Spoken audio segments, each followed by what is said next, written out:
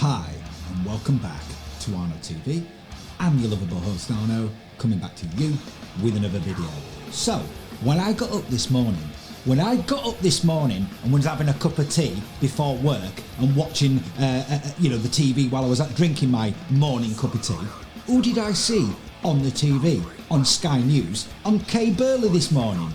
I saw another one of these so-called Democrats that's been ripping up democracy, Sadiq Khan. So let's just go over to the internet. And let's just see what Sadiq Khan has been saying today. Let's go over to the internet. And let's have a look at what he has been going on about in the media today. So let's start here in the Evening Standard. Sadiq Khan: fines for mask refusers on tube will greatly help with compliance. So the first thing that this man I heard talking about this morning was fining people. Fining passengers who refuse to wear a face mask on the tube will greatly help with compliance, Sadiq Khan has said. From Tuesday, anyone who refuses to wear a face covering on public transport or in shops could face a £200 fine or more following a government announcement over the weekend. The decision comes following the emergence of the Omicron variant of COVID-19 in the UK, with at least 3 positive cases identified in England and 6 in Scotland. So the cases are going up day by day.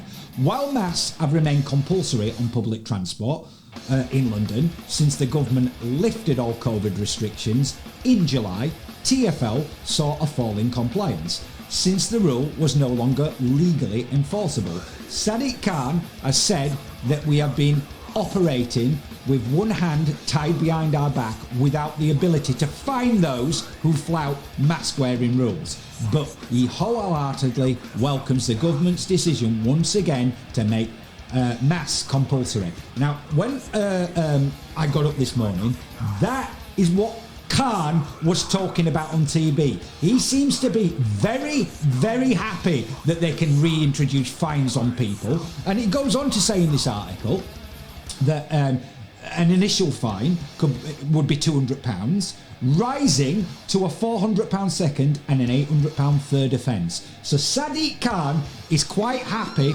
This is the agenda that he's pushing. He's wanting to fine people. That is the agenda this man is pushing. And I'd like to point out,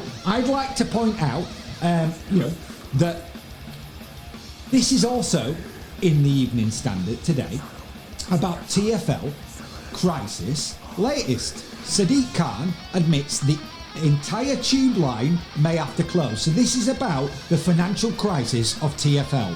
The Bakerloo and Jubilee lines are reportedly most at risk, but the Metropolitan, Hammersmith and City lines could also be options as well. So in this article, it's talking about the financial crisis that TfL is in, and they're looking to close tube lines in London. Now, I want to ask Sadiq Khan, when they start closing down tube lines in London, do you think the lines that remain in operation, are they going to be more busy or less busy? That's right, they're going to be packed, aren't they? So whether people are wearing masks or not, if people are crammed in like sardines, well, that's going to be really, really safe, isn't it, in reducing the spread of COVID? This is what these people are up to, and all they're interested in is fining people. And let me remind you out there, just in case anybody's forgotten, you know how I've told you many times how all these people are working together, and they're all working with Schwab and his acolytes over at the World Economic Forum. Well, guess what? Sadiq Khan is another one of these people. And for anyone who doubts this, and for anyone who wants to think that Arno TV is putting out conspiracy theory, well, let's just show you something, yeah? Let's just show you something from Sadiq Khan and what he said in Davos in 2021 this year in January. So let's just show you, and we've already shown this on Arno TV, but let's just remind everybody what Sadiq Khan said, this so-called Democrat who's working with Schwab. Okay, let's just remind ourselves what he's got to say for himself. Job than if you're a father. And so I've experienced what the IMF is talking about when the IMF says, if we're not careful, we could undo 30 years of progress made around gender equality. And Ishan, you'll hear phrases like build back better being used by not just the new president of the USA. I can actually smile when I say president of the USA now, rather than frown or be intimidated into cowering. But actually it means a new normal where we have a just recovery. And I hate using the word opportunity when it comes to a global pandemic, but Gabriella is spot on. We've got to use this horrible pandemic as an opportunity to reset and, in your words, reboot our economies across the globe. And that means not just government, but also civic society, the business community, the faith community, and others working together to address some of the inequalities we've talked about for too many years on an annual basis at Davos. Oh, that's right, isn't it? That's right, I remember. Sadiq Khan, this so-called Democrat, he's another one of these people that views this pandemic as an opportunity, doesn't he? So maybe as part of his opportunity, this pandemic that creates so many opportunities, you know, obviously some of those opportunities, according to Sadiq Khan, are to find people.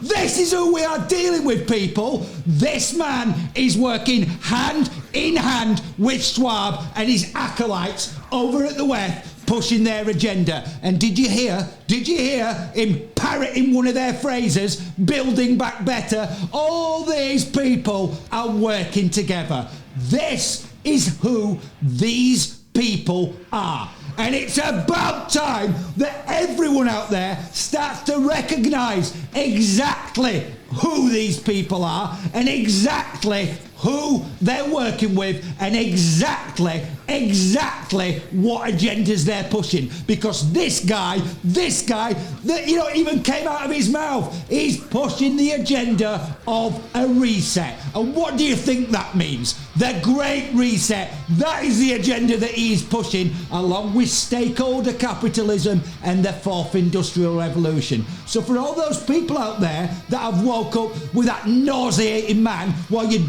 eating your cornflakes on TV this morning on Sky News, just remember that he is working with the World Economic Forum and Schwab pushing this agenda. That is who this guy is. So for those people out there living in London that didn't have a clue that your own mayor was working hand in hand with Schwab, well, you do now, because this is who this man is. These people, as I've told you, they're all of these people are working together and they are all pushing the exact same agenda.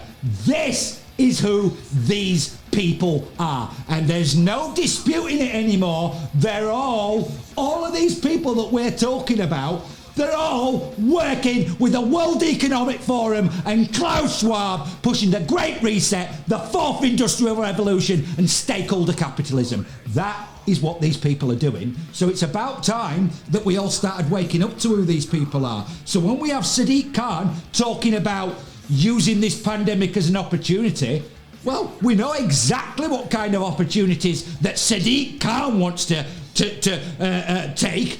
You know, his opportunities, his first opportunities are to find people. This is what a tyrant like this is up to. So if you've enjoyed this episode of Arno TV and you want to see more, then please like and subscribe to this channel. And once you do, please ring the notification bell so I can inform you guys out there of future videos that I'm going to be putting out. And as I've said on many occasions, there's going to be a lot more coming, a lot more, because I refuse to stay silent while these kind of people rip up democracy day by day and throw it in the dustbin of history, because be under no illusions that that is exactly what people like Khan are up to, okay? So I'm going to be back soon with some more videos for you.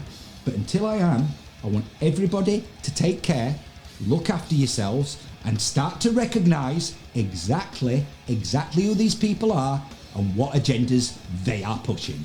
I will be back soon. Take care, guys.